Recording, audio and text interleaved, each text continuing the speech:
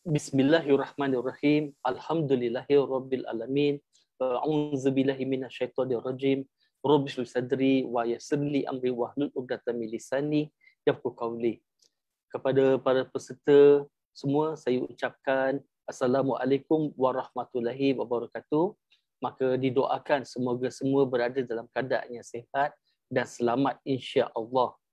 Dan hari ini akhirnya kita dapatlah bersua kembali, kita dapat bersama-sama sekali lagi setelah sekian lama tertangguh. Kalau tak salah saya, kita tertangguh sejak bulan Mei ya. Mei kita ada, lepas tu Jun, Julai kita tertangguh dan ini adalah bulan Ogos, alhamdulillah. Dan insya-Allah jadual baru pun telah pun diberikan dan insya-Allah kita harap supaya tidak ada apa-apa masalah teknikal dan kita dapat teruskan dalam jadual yang baru ini.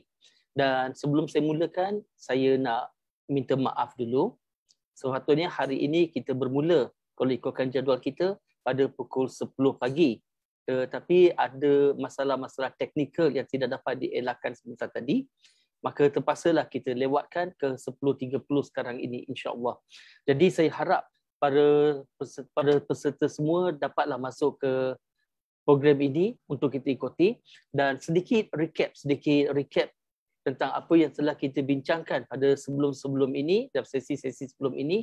Sementara kita tunggu sahabat-sahabat lain yang belum lagi masuk, kita bagi ruang kepada mereka untuk masuk insya-Allah.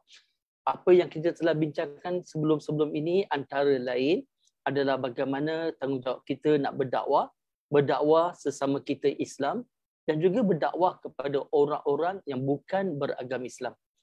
Dan ada sedikit banyak kita juga telah sentuh tentang perbandingan agama. Bagaimana kalau kita berdepan dengan seseorang yang beragama Kristian sebagai contoh. Jadi bagaimanakah pendekatan dakwah yang sebaik-baiknya kita lakukan dengan penganut agama Kristian. Kalau kita berdepan dengan orang-orang Cina katakan, yang beramal dengan kepercayaan seperti Buddhism, Taoism, Confucianism, bagaimana kita nak berdakwah dengan mereka. Ataupun mungkin kita berdepan dengan penganut yang beragama Hindu.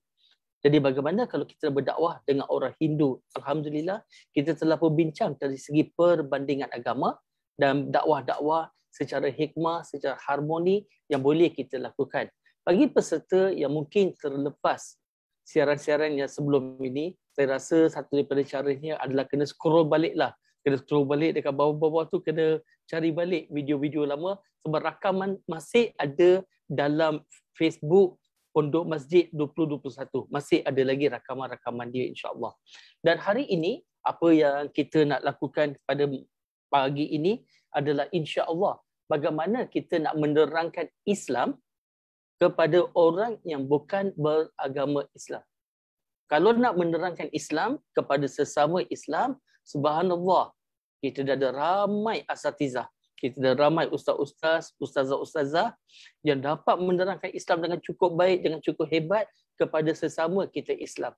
Tetapi bila kita nak menerangkan Islam kepada orang yang bukan beragama Islam, dia memerlukan satu pendekatan yang berbeza sedikit. Dari segi kandungan sama je. Islam ni sama je, tak ada beza-beza. Kandungan dia sama. Tetapi pendekatan kita, apa yang kita nak cerita kepada mereka, cara bagaimana kita nak cerita kepada mereka. Dan insya-Allah itulah yang saya nak kongsikan dengan tuan-tuan dan puan-puan pada pagi yang mulia ini. Baik. Okey, yang pertama sekali kita kena ingat, kalau sesama orang Islam, bila kita cerita tentang Islam, katakanlah kita cerita rukun iman, rukun Islam dan sebagainya, kita bagi penerangan, tujuannya ialah untuk mereka memahami secara mendalam tentang agama Islam supaya mereka dapat beramal dengan agama Islam. Itu kalau sesama Islam. Sekarang ni kalau saya nak menerangkan Islam kepada non-Muslim, adakah tujuannya bersama? Tujuannya sama ke? Non-Muslim kalau nak tahu tentang Islam tu, dia nak tahu cara dalam-dalam ke? Kalau non-Muslim nak tahu tentang Islam, adakah supaya dia dapat beramal dengan Islam tu? Tidak. Non-Muslim kalau dia nak tahu tentang Islam, okey, dia nak faham kenapa kau buat begitu? Kenapa? Itu yang non-Muslim nak tahu. Kenapa? Tetapi kalau dengan orang-orang Islam, mereka nak tahu bagaimana. Bagaimana caranya saya nak ambil wuduk? Bagaimana caranya saya nak solat? Apakah perkara-perkara yang membatalkan wuduk saya? Apakah perkara-perkara yang membatalkan solat saya? Contohnya itulah yang dihendaki oleh sesama Islam. Tetapi kalau orang bukan beragama Islam, dalam fikiran dia yang pertama sekali, dia ada banyak salah tanggapan tentang agama Islam. Antara salah tanggapan dia, agama Islam ni agama yang mundur. Agama Islam ini agama yang menindas wanita, yang menindas hak-hak kemanusiaan. Agama Islam ini adalah agama yang tidak praktikal pada zaman hari ini. Agama Islam ini penuh dengan keganasan.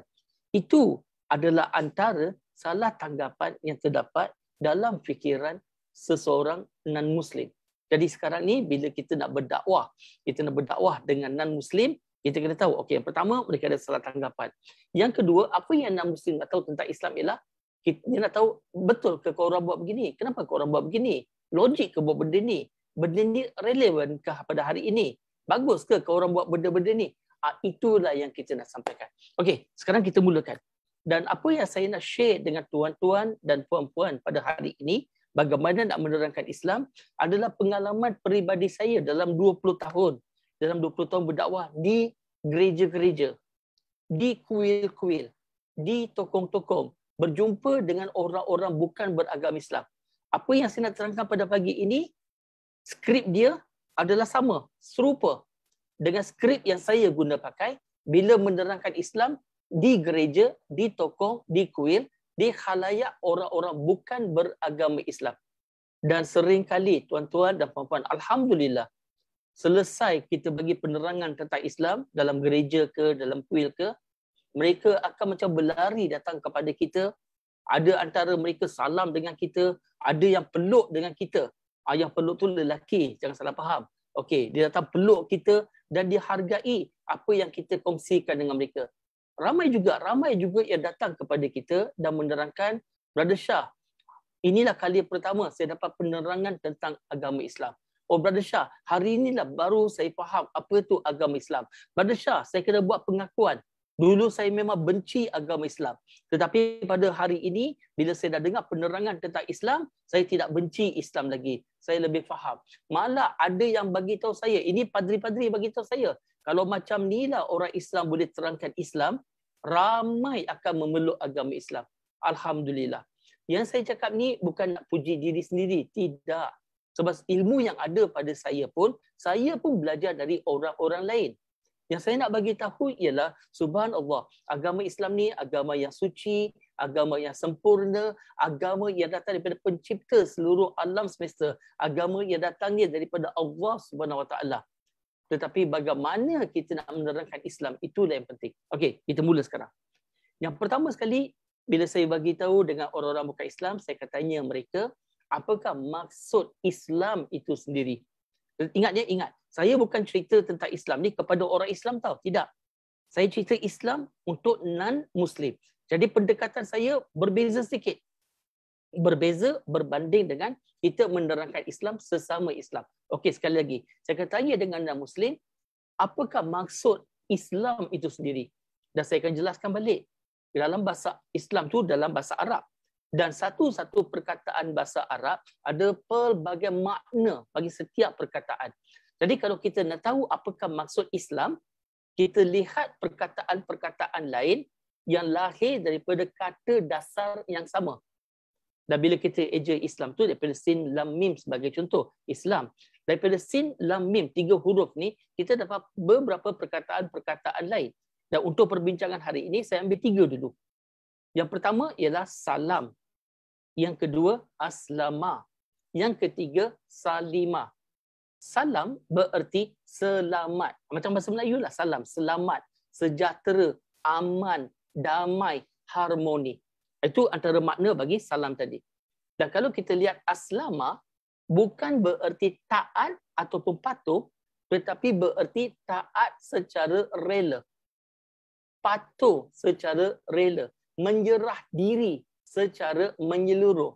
Dengan lain perkataan, aslama bererti taat, patuh kepada Allah Subhanahu Wa Taala secara rela hati. Menyerah diri kepada Allah Subhanahu Wa Taala secara menyeluruh. Total surrender. Bukannya part-time surrender.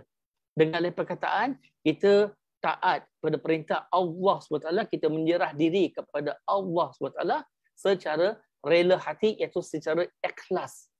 Dan perkataan salima bererti sahih, autentik, benar, sound, pure, tulen.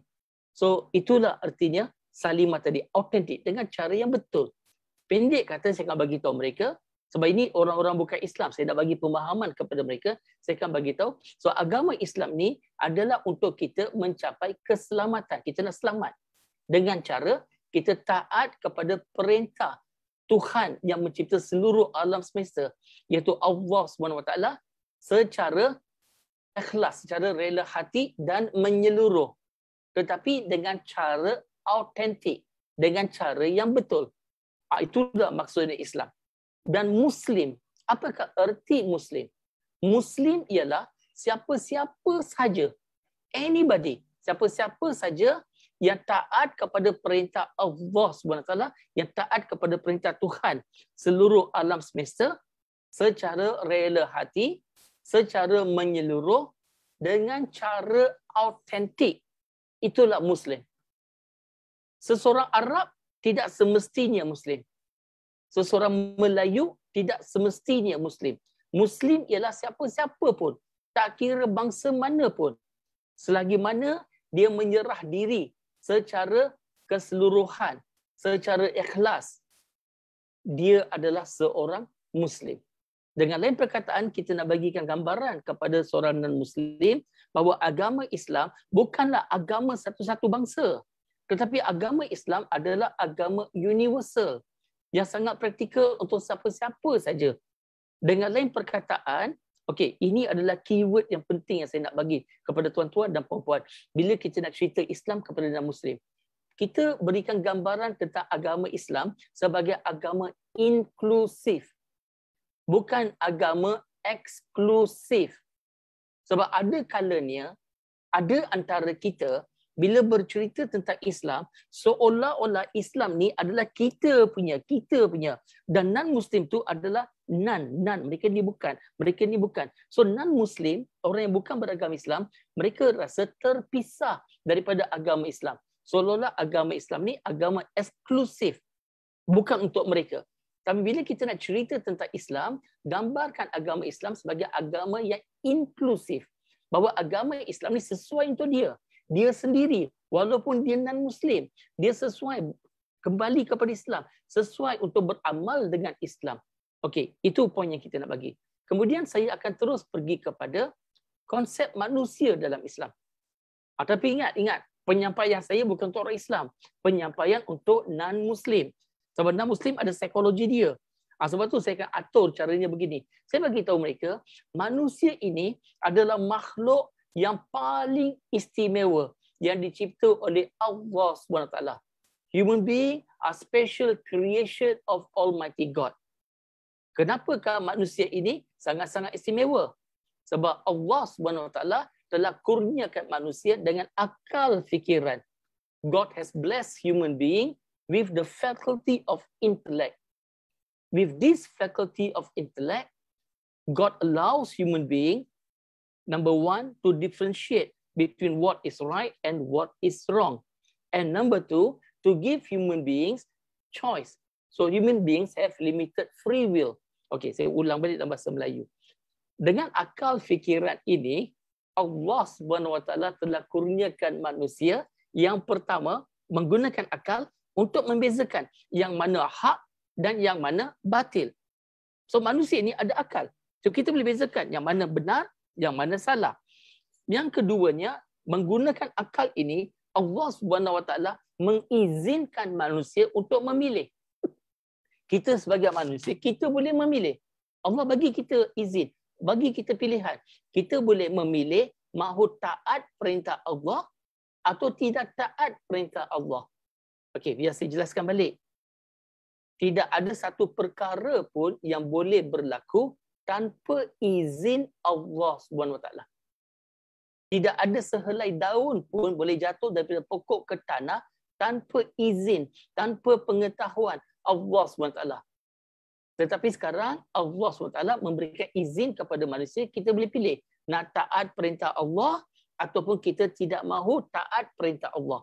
Kalau kita memilih taat perintah Allah, itulah artinya Muslim tadi. Kita taat perintah Allah, maka kita harmoni. Kita akan harmoni antara kita dengan pencipta kita, Allah SWT. Kita akan harmoni antara kita dengan sesama manusia. Harmoni antara kita dengan sesama makhluk-makhluk yang lain. Dengan alam binatang, dengan alam tumbuh-tumbuhan, dengan alam semesta kita. Kita akan harmoni. Dan juga kita akan harmoni dengan diri kita sendiri. Bila kita taat kepada perintah Allah, maka kita akan capai ketenangan, keamanan, keharmonian. Dan kita selalu sebut, hablum minallah, hablum minan nas sebagai contoh. Hubungan kita dengan Allah, hubungan kita dengan sesama manusia, tapi kita luaskan hubungan kita dengan seluruh makhluk, dengan seluruh alam semesta. Kalau kita taat pada perintah Allah, semuanya akan berada dalam keadaan harmoni dan itulah yang kita sebut sebagai Muslim.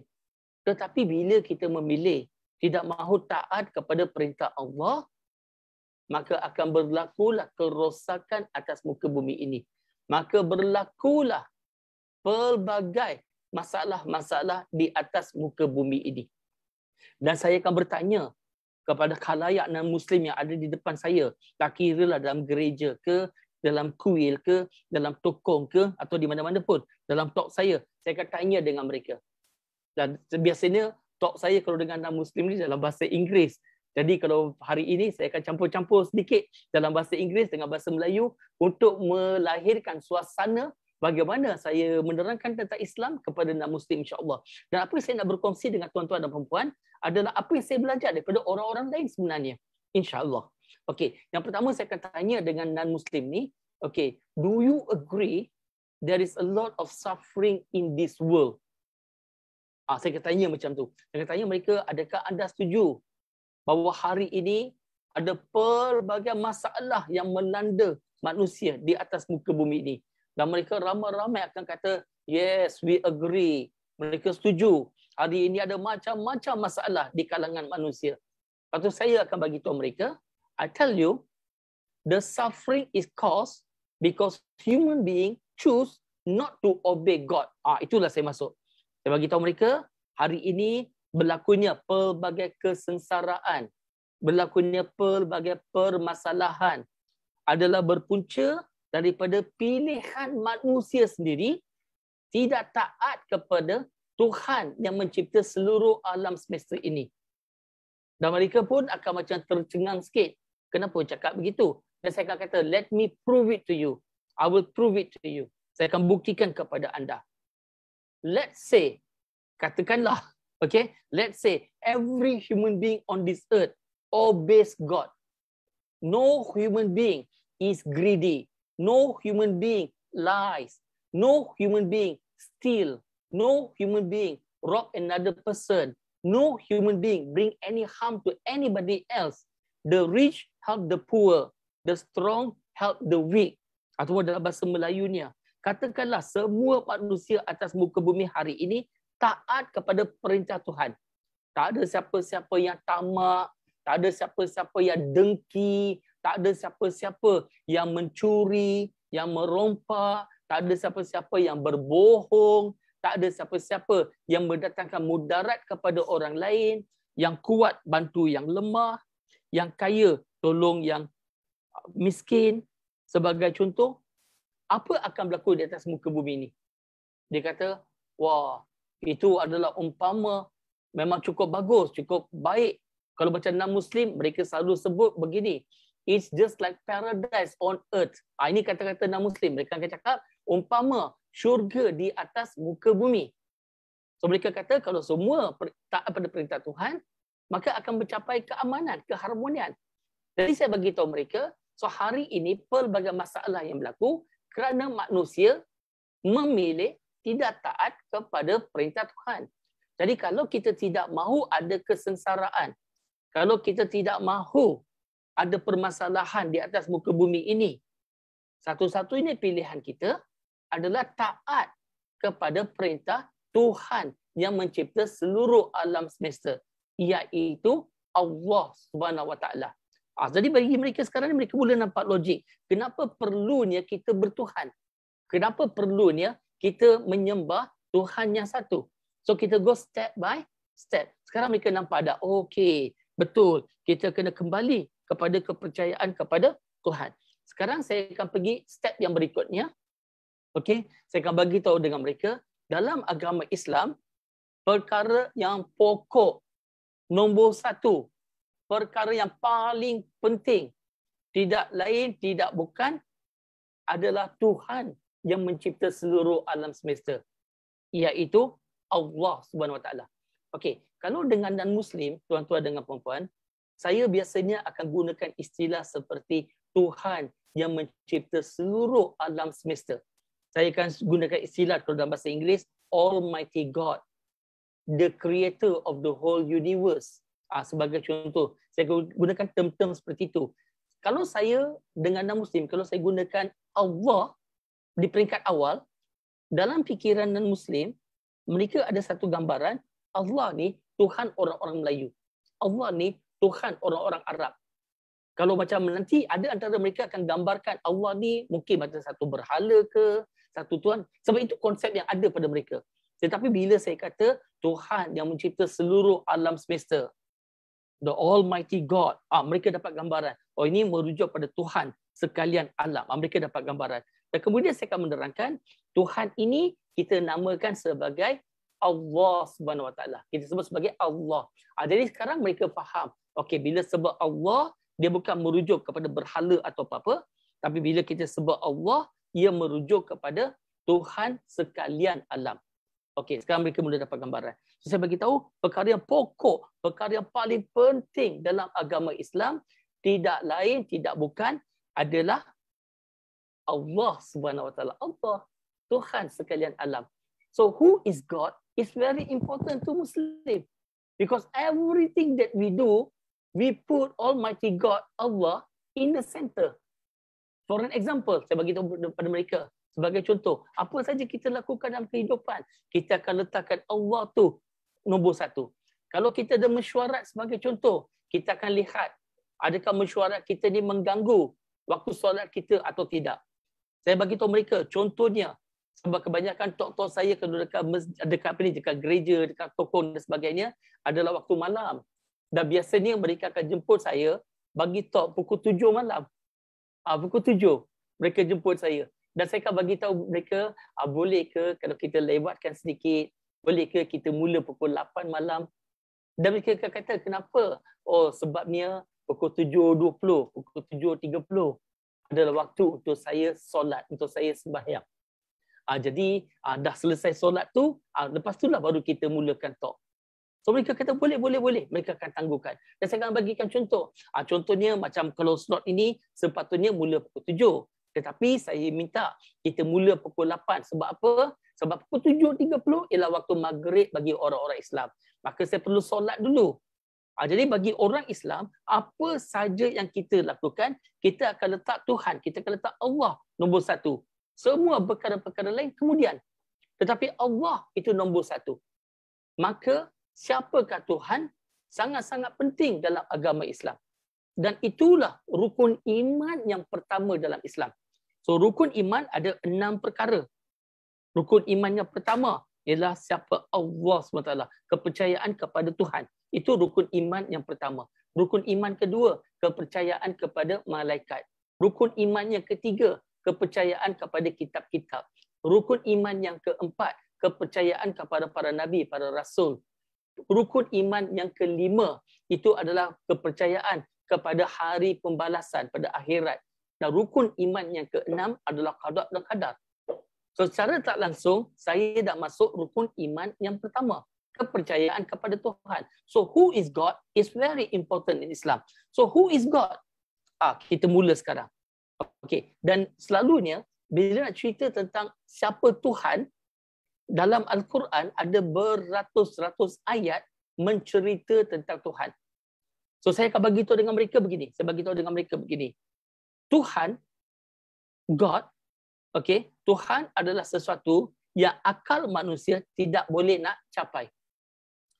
Tuhan adalah di mana akal manusia tak dapat nak gambarkan Tuhan. Kita tak boleh nak gambarkan Tuhan. God is beyond human comprehension. God is undescribable. Dan saya akan tanya kepada mereka, who can describe the undescribable. Ataupun dalam bahasa Melayunya, siapa yang boleh gambarkan yang tidak dapat digambarkan. Itulah contohnya. Dan ini membuatkan mereka mula berfikir, kalau sesuatu yang tidak dapat digambarkan, siapa yang boleh gambarkan dia? So saya bagi tahu mereka, hanya Tuhan yang dapat menggambarkan tentang diri dia. Ataupun dengan lebih tepat dalam bahasa Melayunya, hanya Tuhan dapat menerangkan tentang diri dia. Sebab kalau akal manusia, kita tak boleh nak lihat manusia, kita tak boleh nak lihat Tuhan. Kita tak dapat lihat Allah SWT. Kita tak dapat dengar suara Allah. Kita tak dapat rasa Allah.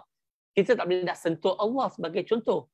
Kita ada 5 deria. 5 deria ni kita tak boleh nak capai Tuhan. Tak boleh nak tengok Tuhan. Tak boleh nak dengar Tuhan. Tak boleh nak rasa Tuhan. Tak boleh nak sentuh Tuhan sebagai contoh.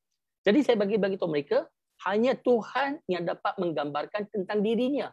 Maka Tuhan menggambarkan tentang diri dia atau menerangkan tentang dirinya di dalam Al-Quran. Sebab Al-Quran adalah wahyu dari Allah SWT. So only God can describe himself.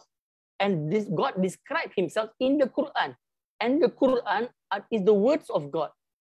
So itulah saya akan bagi penerangan kepada orang-orang bukan Islam dan mereka mula berfikir. Okey, dalam Al-Quran ada beratus-ratus ayat mencerita tentang Allah SWT. Tetapi hari ini kita akan baca satu surah. Satu surah daripada mula sampai habis. Bukan surah Al-Baqarah. Kalau surah Al-Baqarah tu surah yang paling panjang, berjam-jam lamanya. Surah yang kita maksudkan ini adalah surah Al-Ikhlas. Surah Al-Ikhlas. Surah Al-Ikhlas, surah nombor 112, ayat 1 hingga 4. Kita mula. Bismillahirrahmanirrahim. Dengan nama Allah yang Maha Pengasih lagi Maha Penyayang. Tuhan ini adalah Maha Pengasih, Maha Penyayang. Dan dalam bahasa Inggeris saya akan tanya mereka, is God love in Islam? Dia orang ramai-ramai akan kata, yes, God is love. Saya kata, no, God is not love in Islam. God is Maha Love.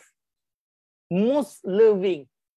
Sebab love dengan Maha Love berbeza.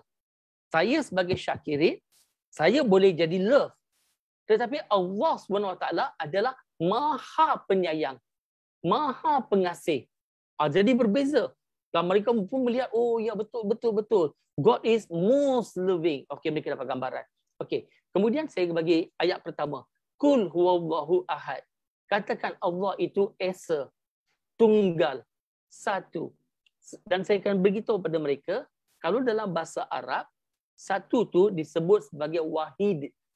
Tetapi dalam Quran, dalam ayat ini, Allah Subhanahu Wa Taala merujuk dirinya sebagai ahad. Ahad tidak sama dengan satu. Sebab bila kita sebut 1, 2, 3, 4, 5, 1, 2, 3, 4, 1, 2. Selepas 1 ialah 2. Tetapi bila kita sebut ahad, dia 1, tidak ada 2. Dia 1 je. Dia tidak boleh ada 2, tidak boleh ada angka lain. Itu 1. So bila Allah SWT merujuk dirinya, Qul huwallahu ahad. Katakan dia ialah Allah.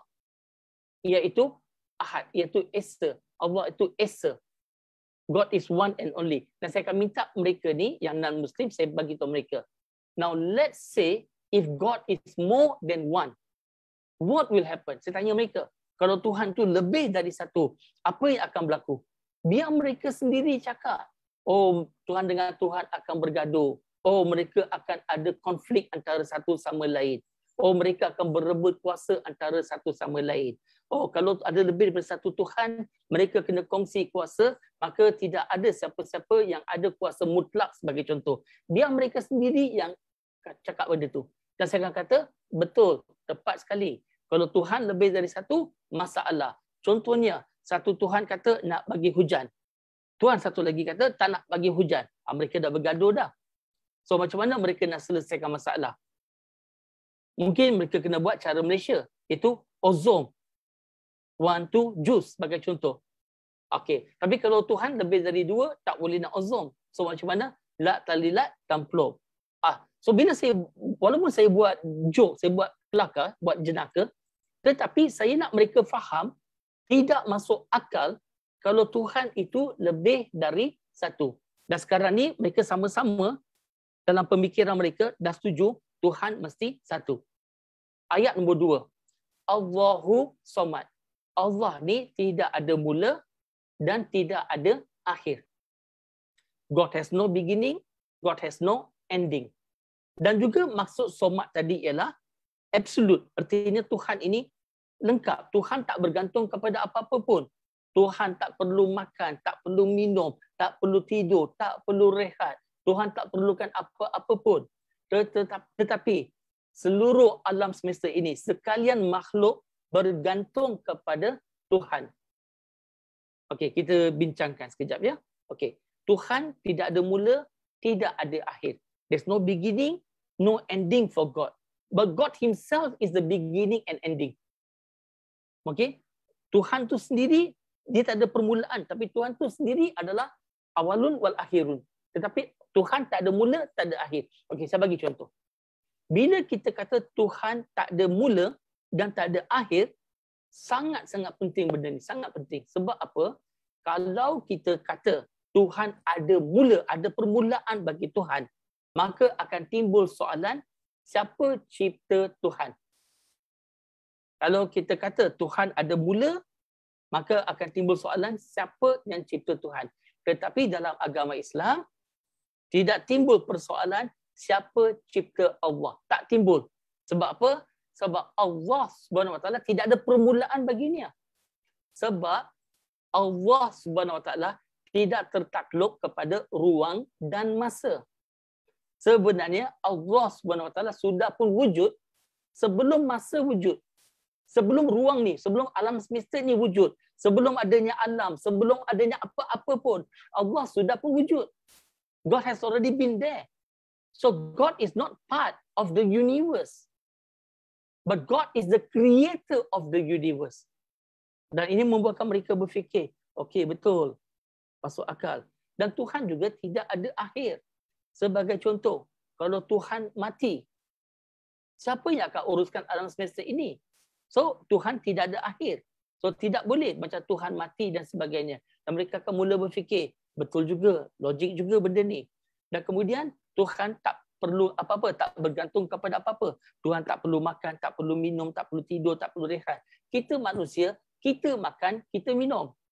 Kita dah makan, kita dah minum, lama-lama kita kena cari tandas. Betul. Kita kena pergi tandas. Siapa-siapa yang makan dan minum, dia kena pergi tandas. Kalau Tuhan makan dan minum, bererti Tuhan yang sama juga kena pergi ke tandas. Sesuai ke Tuhan yang maha suci masuk tandas? Sesuai ke? Saya akan tanya mereka. Dan mereka ramai-ramai akan geleng kepala. Mereka kata tak sesuai, tak setuju.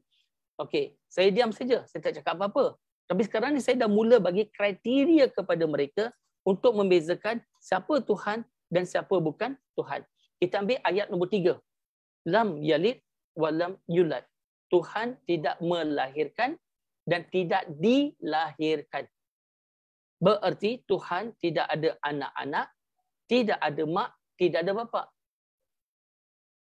Cuba fikirkan, saya tanya mereka, cuba fikirkan. Kalau Tuhan ada anak-anak, apa yang akan berlaku? Anak-anak ini akan jadi baby gods. Kemudian bila besar, dia akan bergaduh satu sama lain. Macam dalam cerita Avengers, Thor dengan Loki. So, tidak logik, tidak masuk akal kalau Tuhan ada anak-anak. Mereka setuju. Dan Tuhan juga tak ada ibu atau bapa. Sebab ibu, bapa lebih besar daripada anak. Kalau Tuhan ada mak atau bapa, bererti mak bapa tadi tu lagi besar daripada Tuhan. Contohnya, Tuhan ada mak bapa, lepas tu mak bapa dipanggil, mari sini Tuhan. Lepas tu Tuhan pun kata, ya mama, ya papa, something is wrong. Sebab mustahil, tidak boleh ada apa-apa pun yang lebih hebat, yang lebih berkuasa daripada Tuhan. Dan mereka pun akan angguk, mereka pun setuju. Ayat nombor 4. Walam yakul lahu kufuwan ahad. Tidak ada satu apa pun yang serupa dengan Allah. Apa saja mata kita dapat lihat, itu bukan Tuhan. Kalau kita pejam mata kita sekalipun, apa gambaran, image yang masuk dalam kepala kita, itu bukan Tuhan. Yang kita dapat lihat, yang kita dapat gambarkan, itu adalah makhluk. Tetapi Tuhan adalah pencipta. So Islam ajar kita sembah pencipta, bukan sembah makhluk. Worship the creator, not worship his creation. Nampak ya? Ayat ini power tau, betul-betul power. Worship the creator, not worship his creation. Sembah pencipta, bukan sembah makhluk. Okey. Dalam bab ini ada beberapa perkara saya nak bagi kepada tuan-tuan dan puan-puan. Kita dengar penerangan tadi macam simple, tetapi dari segi psikologi manusia, dia sangat mendalam. Dia sangat-sangat mendalam. Deep, sangat deep sebenarnya. Okey, saya bagi contoh ya. Saya kupas pada pagi ini. Okey, yang pertama sekali. Bila kita kata sembah pencipta, bukan sembah makhluk. Di sinilah kita letakkan tentang kepentingan sahih tadi. Salimah. Ingat tadi kita bagi definisi tentang Islam tadi. Salam, aslama, salimah. Okey, salimah, authentic. Dengan lain perkataan, menyembah Tuhan secara autentik. Okey, kita bincang sikit. Kalau kita lihat antara agama Islam dengan penganut-penganut dalam agama lain, kita pergi satu persatu. Kalau kita sebut salam, selamat. Masing-masing penganut-penganut lain, mereka pun rasa mereka selamat dalam agama dia. Masing-masing mereka akan rasa agama dia itulah agama yang betul. Agama dia itulah agama yang benar. Agama dia itulah agama yang selamat. Kalau kita sebut tentang aslama, iaitu menyerah diri kepada Tuhan. Okey, secara keseluruhan. Kita akan jumpa ramai penganut-penganut dalam agama lain yang betul-betul mahu menyerah diri kepada Tuhan. Kita akan jumpa mereka betul-betul menyerah diri kepada Tuhan. Tetapi yang membezakan agama Islam dengan agama-agama lain adalah terletak kepada salimah, autentik. Yang kita cari jalan keselamatan, yang kita menyerah diri kepada Tuhan, adakah dengan cara yang autentik ataupun tidak? So dalam agama Islam, dia menuntut kita sembah pencipta, bukan sembah makhluk. Tetapi, ni ada sambungan dia. Tetapi sembah Tuhan seperti mana Tuhan suruh kita sembah dia. Bukan sembah Tuhan seperti mana kita fikir kita nak sembah Tuhan. Bukan sembah Tuhan seperti mana mak bapak kita ajar kita. Sembah Tuhan bukan seperti mana orang lain yang suruh kita sembah Tuhan. Yang sangat-sangat penting, kita menyembah Tuhan seperti mana Tuhan suruh kita sembah Tuhan. Dan saya akan sambung balik. Dalam agama Islam, bila kami orang Islam, bila kami solat, kami nak pastikan kami solat ni betul-betul kami solat seperti mana Tuhan suruh kami solat. Kami nak sampai terperinci. Dan dalam agama Islam, kami betul-betul ikut seperti mana Nabi Muhammad SAW mengajar kami solat. Sebab Nabi kata, solatlah seperti mana kamu lihat aku solat. Maka kita orang-orang Islam ni sangat-sangat cerewet, sangat-sangat terperinci. Bagaimana cara Nabi solat, begitulah kami pun nak solat. Kita ikut betul-betul. Dan dalam Islam, kita bukan solat seperti mana mak bapak kita suruh. Kita tak solat seperti mana orang lain suruh. Kita tak solat seperti mana akal kita kata, patut kita buat begini, patut kita buat begitu. No. Dalam Islam, bila kita solat, kita ikut betul-betul apa yang Tuhan suruh. Sebab itulah autentik. Perkara kedua, tentang suratul ikhlas tadi, itu sebenarnya adalah batu uji dalam teologi. It's a touchstone in the theology. Okey, touchstone ni macam batu uji. Saya bagi contoh. Kalau kita ada rantai emas lah sebagai contoh, ada rantai emas. Kita nak pergi jual rantai emas ni, kita akan jual di kedai emas. Dan bila kita bagi rantai emas di kedai emas, adakah mereka akan timbang terus bagi duit kepada kita? Tak ada. Mereka akan uji dulu. Adakah rantai emas tu betul-betul ke emas? Adakah dia emas ni 24 karat ke? 18 karat ke? Ataupun emas ni emas salut saja ke? Ataupun macam mana? Itu dia ada batu uji. Dia ada batu uji untuk uji emas tadi. Is it 24 karat, 22 karat, 18 karat sebagai contoh. Dia akan uji dulu. Lepas itu baru dia akan bagi duit kepada kita kalau dipastikan memang ini adalah emas tulen sebagai contoh. Begitu juga Suratul Ikhlas adalah batu uji dalam teologi. Teo artinya Tuhan, logi artinya kajian. Maka dalam kajian ketuhanan, Suratul Ikhlas inilah yang menjadi batu uji bagi kita orang Islam. Dengan lain perkataan, siapa-siapa saja yang lulus 4 syarat tadi dalam Suratul Ikhlas, bagi kami orang Islam tidak ada masalah untuk menyembah dia sebagai Tuhan. Sebab 4 kriteria tadi sangat-sangat rumit. Hanya Tuhan saja yang boleh lulus. Selain dari Tuhan akan gagal. Contohnya, Qul huwallahu ahad. Dia mesti satu je. So kalau kita lihat Allah SWT satu je. Tidak ada mana-mana Tuhan selain daripada Allah SWT. Kalau ada orang kata Nabi Muhammad itu Tuhan, kita kata no. Tidak, Nabi Muhammad itu bukan Tuhan. Sebab Nabi Muhammad bukanlah satu-satunya Nabi. Ada banyak lagi Nabi-Nabi lain. Ada banyak lagi Rasul-Rasul yang lain. So Nabi Muhammad tidak menjadi Tuhan. Lepas tu, yang saya sengaja akan gunakan Nabi Muhammad sebagai contoh. Sebab agama ni sangat-sangat sensitif.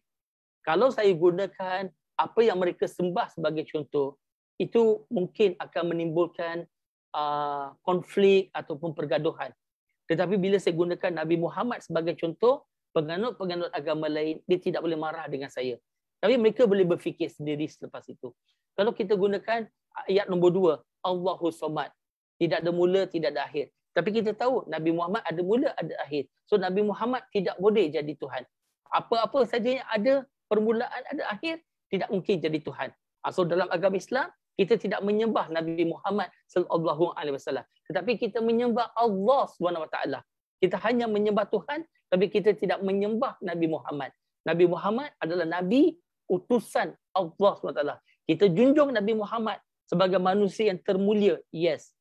Tetapi Nabi Muhammad bukan Tuhan.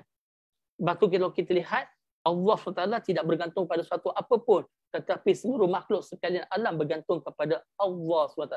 Tetapi Nabi Muhammad perlu makan, perlu minum. So kalau dia makan dan minum, dia tidak mungkin dia adalah Tuhan. Kalau kita ambil ayat nombor 3, lam yalid wa lam yulad, kita tahu Nabi Muhammad telah dilahirkan.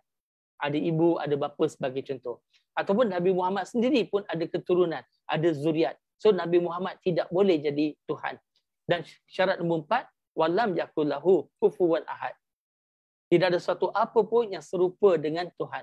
Kalau Nabi Muhammad yang diangkat jadi sebagai Tuhan sebagai contoh, kita tahu Nabi Muhammad bukan Tuhan. Sebab kita tahu Nabi Muhammad ada rupa. Kita tahu Nabi Muhammad ada 2 mata sebagai contoh. Nabi Muhammad ada hidung. Kita tahu Nabi Muhammad ada 2 tangan sebagai contoh. Apa saja ada rupa, itu tidak boleh jadi Tuhan. Sekarang ni walaupun saya ambil contoh Nabi Muhammad sallallahu alaihi wasallam untuk menafikan baginda sebagai Tuhan, tetapi saya minta sahabat-sahabat dan Muslim untuk berfikir, siapakah yang mereka jadikan sebagai Tuhan? Dan adakah Tuhan itu memenuhi 4 kriteria yang kita baru sebut tadi? Dan insya-Allah sebenarnya ramai daripada non-Muslim bila kita berikan kriteria-kriteria ini, mereka mula berfikir. Dan sebenarnya ramai yang mula mengorak langkah nak menuju kepada tauhid, nak menuju kepada akidah. Tetapi proses dakwah ni satu proses yang berpanjangan. Dan seterusnya, okey, saya lihat masa yang ada dalam 17 minit lagi. Okey, seterusnya saya ambillah 1-2 contoh yang lain. Okey, kita ambil contoh solat. Kita ambil contoh solat dulu. Okey, so bila saya nak menerangkan kepada mereka tentang solat, okey, kita ambil rukun Islam pula, solat. Dalam agama Islam, orang Islam ni wajib solat 5 waktu sehari semalam. Okey. Biasanya kalau dalam bahasa Inggeris, istilah yang digunakan adalah pray. Okey. Kalau dalam bahasa Melayu, kita biasa sebut sembahyang. Dalam bahasa Inggeris tu pray. Pernah juga non-Muslim tanya dengan saya, Brother Shah, why Muslim only pray 5 times a day? Dan yang tanya tu orang Kristian tanya pada saya, why Muslim prays only 5 times a day? Saya sebenarnya terkejut. Dalam hati saya berbisik, Kenapa you kata orang Islam hanya solat 5 waktu sehari? Padahal kamu ni orang Kristian, kalau pergi gereja pun biasanya pergi seminggu sekali je. Sekurang-kurangnya kami solat setiap hari, 5 kali sehari. Kemudian baru saya faham, saya sedar. Yang dia faham pray bukan solat. Yang dia faham pray dalam bahasa Inggeris adalah berdoa. Supplication. Sebab dalam bahasa Inggeris, doa juga disebut sebagai prayers. So bagi dia faham orang Islam berdoa 5 kali sehari. So saya bagi tahu dia tidak. As a Muslim, daripada pagi kita bangun sampailah malam kita tidur, penuh dengan doa. Setiap benda kita buat, kita berdoa. Kita nak makan, kita doa. Habis makan, kita doa. Nak masuk tandas, kita berdoa. Keluar daripada tandas, kita berdoa. Nak pakai baju, kita berdoa. Serba-serbilah. Kita nak memandu kereta, kita nak pergi kerja, kita nak mulakan sesuatu. Semuanya kita berdoa. So kita berdoa sepanjang masa, setiap waktu kita berdoa. Tetapi yang disebut solat tu, itu prayers. Sembahyang. Dia ada waktu-waktu tertentu untuk prayers. Dia ada pergerakan-pergerakan khusus untuk prayers. Kita terangkan kepada dia. Lepas tu saya compare lah. Contohnya kalau macam orang Kristian, dia akan pergi church berapa kali seminggu. Dia kata sekali seminggu. Itulah bagi orang Kristian, itulah cara kamu buat. Tapi dalam Islam, we pray every day. Every day we pray. Minimum at least 5 times a day. Tapi nak buat solat-solat sunat, nak buat lebih, boleh je insya-Allah. Itu yang pertama. Yang kedua, bila kita nak solat, kita akan berwuduk dulu. Dan bila kita berwuduk, kita akan basuh anggota-anggota badan kita. Dan ingat ya, kalau dengan orang Islam, mereka nak tahu cara-cara ambil wuduk, apakah rukun-rukun wuduk, apakah perkara-perkara yang membatalkan wuduk, macam mana nak berwuduk, itu kalau orang Islam. Tetapi kalau non-Muslim, dia nak tahu falsafah sebalik wuduk tu apa. Apa kepentingan wuduk dan sebagainya. So dia nak penerangan yang lebih menarik untuk dia. So saya akan bagi tahu bila kita berwuduk, antaranya kita akan basuh, kita ambil contoh, kita basuh muka kita. Saya ambil yang rukun dulu ya, yang wajib dulu. Kita akan basuh muka dulu. Okey? Kemudian kita basuh tangan. Dan kita akan sapu kepala kita. Dan kita akan basuh kedua-dua kaki kita. Dan bila kita ambil wuduk, antaranya kita melakukan persediaan secara spirituality kita. Persediaan bukan saja dari segi akal, bukan saja kita membersihkan jasad kita, tetapi juga dari segi kerohanian kita untuk menghadap Allah Subhanahu Wa Taala. Dan Allah Subhanahu Wa Taala adalah raja segala raja. Allah Subhanahu Wa Taala adalah pencipta manusia yang mencipta sekalian alam. Contoh, saya bagi contoh kepada mereka. Katakan contoh, kalau Agong menjemput saya, panggil saya untuk jumpa dengan Agong. Okey? Tuanku Agong. Okey. Jadi, adakah saya akan terus pergi begitu? Tidak. Saya akan pastikan, saya akan kenakan pakaian yang mendaris, saya akan mandi dulu, semua bersihkan diri. Itu menghadap Agong sebagai contoh. Tetapi Tuhan sekalian alam, Tuhan kepada semua, Tuhan kepada Agong juga. Jadi bila kita nak menghadap Allah SWT, we do our best. Kita berwuduk dulu. At least kita berwuduk. Dan bila kita berwuduk, kita katakan contoh, kita basuh muka kita. Okey? Apa-apa benda yang tak elok kita lihat, kita basuh. Apa-apa benda tak elok kita bercakap, kita basuh. Okey? Kemudian kita sapu kepala kita, kita juga basuh telinga kita. Apa-apa benda yang kita dengar, benda tak elok, kita basuh sekali. Apa-apa benda kita fikirkan, benda tak elok, kita basuh sekali. Kita basuh tangan kita. Apa-apa benda tak elok kita buat, kita basuh sekali. Kita basuh kaki kita. Mana-mana tempat tak elok kita pergi, kita basuh sekali. Ini saya bagi ibarat di mana kita bersihkan diri kita.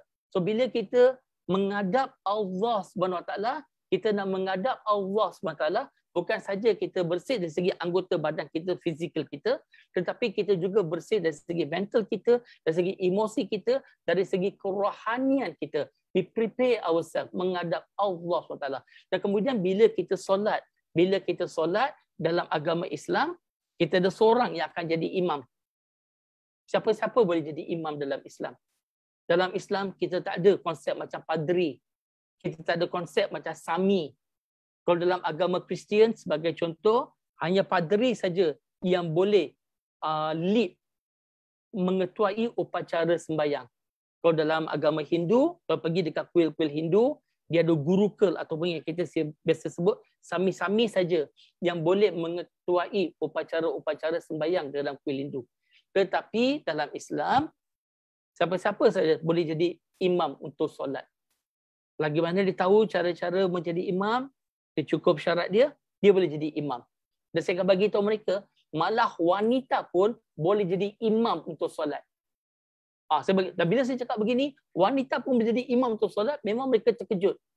Saya kata betul, dalam agama Islam, wanita pun boleh jadi imam untuk solat apabila wanita solat sesama sendiri.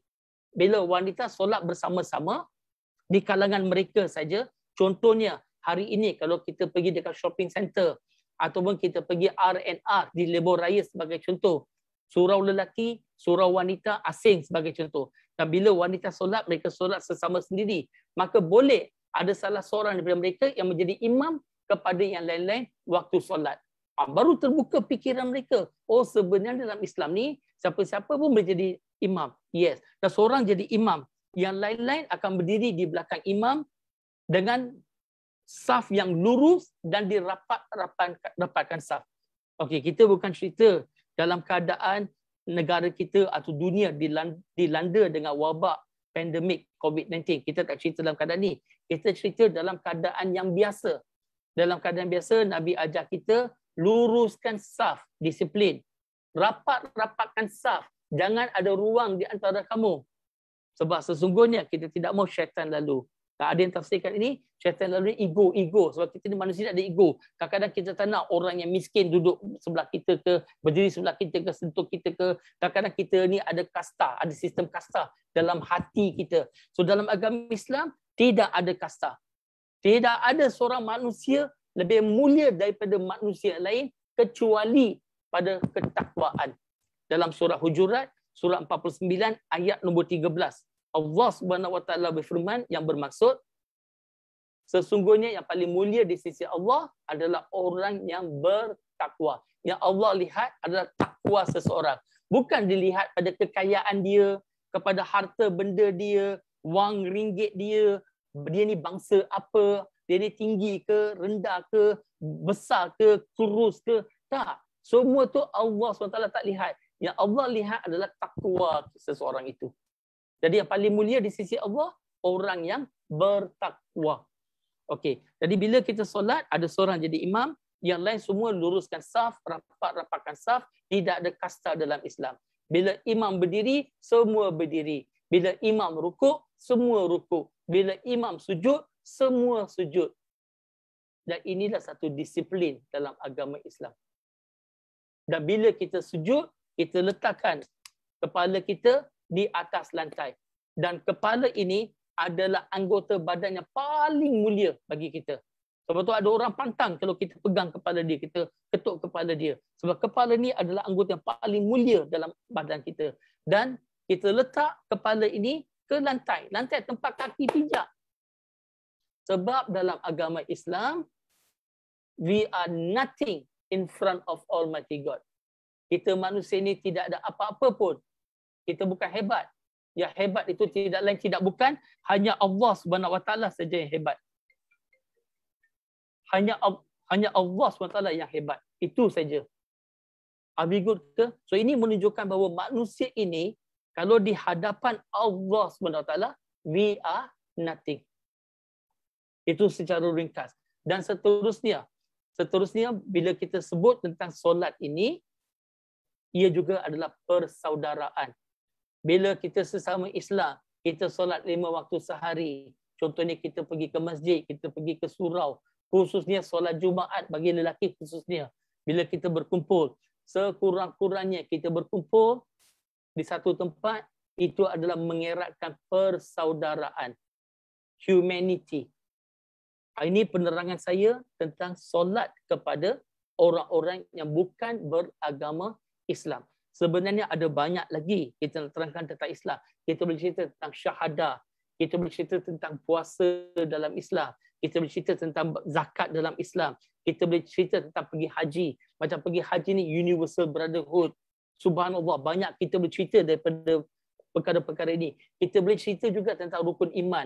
Kita boleh cerita tentang kepercayaan kepada malaikat dan kehebatan Allah SWT dalam mencipta malaikat yang 100% taat kepada perintah Allah SWT. Kita boleh cerita tentang kitab-kitab yang diberikan oleh Allah SWT sebagai panduan kepada manusia-manusia. Dan bagi kita hari ini, Al-Quran adalah kitab yang terakhir daripada Allah SWT, satu panduan yang lengkap, yang sempurna untuk semua manusia. Surah Baqarah surah nombor 2 ayat nombor 185. Allah Subhanahu Wa Taala berfirman yang bermaksud Ramadan adalah bulan di mana Al-Quran diturunkan sebagai bimbingan, sebagai panduan untuk semua manusia. Dan Al-Quran itu disebut sebagai Al-Furqan yang membezakan antara hak dan batil. Subhanallah. Kita boleh cerita tentang Nabi-Nabi dan Rasul-Rasul. Kepercayaan kita tentang Nabi-Nabi. Boleh cerita tentang Nabi Muhammad Sallallahu Alaihi Wasallam. Dan kalau di dalam gereja, saya akan cerita siapa itu Nabi Isa alaihissalam dan menjadi rukun iman kepada orang Islam, juga beriman kepada Nabi Isa dan semua nabi-nabi dalam agama Islam. Kita juga boleh cerita tentang hari pembalasan. Kita boleh cerita tentang qada dan qadar. Subhanallah. Kalau kita nak menerangkan tentang Islam, tuan-tuan dan puan-puan, macam-macam kita boleh menerangkan kepada non-Muslim. Dan bila kita menerangkan kepada non-Muslim, ada juga orang-orang Islam yang ikut. Dan ramai daripada orang-orang Islam yang ikut, dia bagi tahu saya, Brother Shah, walaupun saya ni lahir sebagai Islam, daripada kecil saya beragama Islam, tetapi hari inilah saya lebih memahami, lebih menghayati dan lebih menghargai agama Islam yang ada pada diri saya. Contohnya macam Suratul Ikhlas. Dah banyak, dah bertahun-tahun, dah lebih 20 tahun. Lebih 20 tahun saya berceramah di masjid-masjid, di surau-surau. Dan saya kupas tentang Suratul Ikhlas dan sebagainya. Bagaimana nak menerangkan Islam kepada non-Muslim. Seringkali orang-orang Islam sendiri datang jumpa saya, dia kata, Brother Shah, saya daripada kecil lagi, saya dah hafal Suratul Ikhlas. Tetapi hari ini, pemahaman saya tentang Suratul Ikhlas bertambah lagi. Terima kasih. Dan sekali lagi ya, brothers and sisters, tuan-tuan dan perempuan, saya sebenarnya bila saya cakap benda-benda ini, jangan tuan-tuan dan perempuan ingat saya bagus ke, saya hebat ke, saya pandai ke. Tidak, tidak tuan-tuan dan perempuan, tidak. Saya bukan manusia yang hebat, saya bukan manusia yang pandai dan sebagainya. Tidak tuan-tuan dan perempuan. Saya manusia biasa-biasa saja.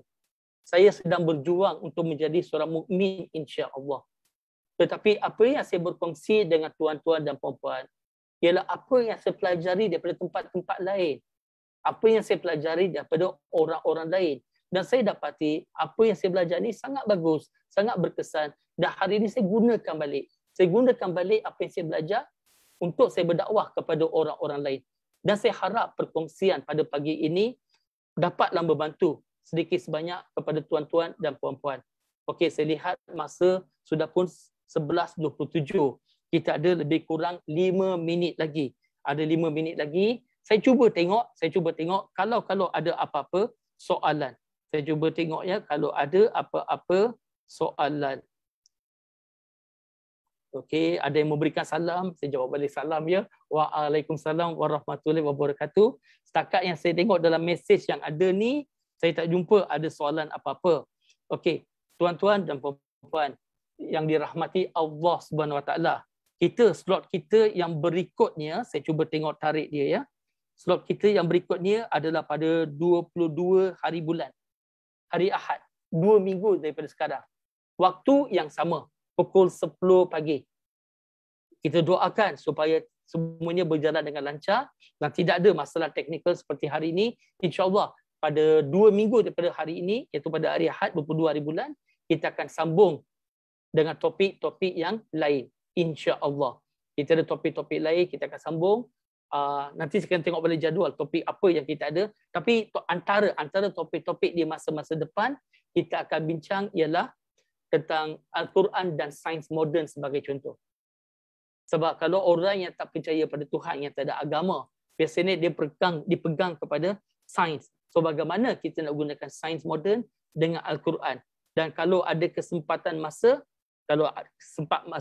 saya akan cerita juga sedikit sebanyak bagaimana sains moden hari ini membuktikan Tuhan wujud. Contohnya kita ambil evolution theory. Kita ambil general theory of relativity by Einstein. Kita ambil special theory of relativity. study of photons electromagnetic radiation, intelligent design, Al-Quran dan sains sebagai contoh untuk membuktikan kepada non-Muslim tentang kewujudan Tuhan itu sendiri. Dan topik-topik yang akan datang ialah soalan-soalan yang biasa non-Muslim tanya kepada kita. Apa soalan yang biasa mereka tanya kepada kita? Macam mana kita nak jawab? Ataupun ada juga satu slot nanti, kita ada satu lagi slot, soalan-soalan dahsyat. Okey, soalan-soalan yang dahsyat non-Muslim tanya tentang Islam dan bagaimana kita nak menjawab soalan-soalan yang dahsyat tadi. Juga kita akan bincangkan adalah kesahihan Al-Quran dan juga satu topik yang pada saya sangat penting, tips-tips dakwah. Bagaimana kita nak berdakwah dengan non-Muslim, apakah tip-tip yang penting. Jadi saya ucapkan terima kasih kepada tuan-tuan dan puan-puan yang setia mengikuti program-program Pondok Masjid ini dan alhamdulillah sekarang program-program kursus-kursus Pondok Masjid sudah pun bermula dan ada banyak topik-topik, bukan dakwah saja, ada macam-macam topik-topik yang lain. Tuan-tuan dan puan-puan dalam keadaan mengizinkan kepada kita, sama-samalah kita ambil peluang, rebutlah peluang yang ada ini untuk ikuti seberapa banyak topik-topik yang kita boleh ikuti insya-Allah.